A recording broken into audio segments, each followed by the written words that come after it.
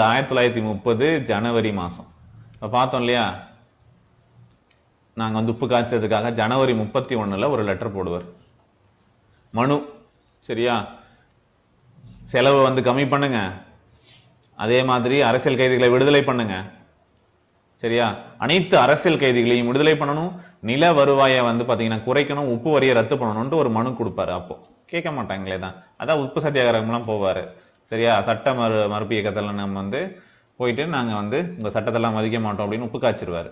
சரியா, அதுக்கப்புறம் வட்டமேசை மாநாடு நடக்கும் இல்லையா, அதுல பார்ட்டிசிபேட் பண்ண மாட்டாங்க. சரின்னு சொல்லிட்டு தான் 1931 மார்ச்ல வந்து பாத்தீங்க அப்படின்னா மார்ச் 5ஆம் தேதி காந்தினும் இர்வினும் ஒரு ஒப்பந்தம் போடுறாங்க, காந்தி இர்வின் ஒப்பந்தம்.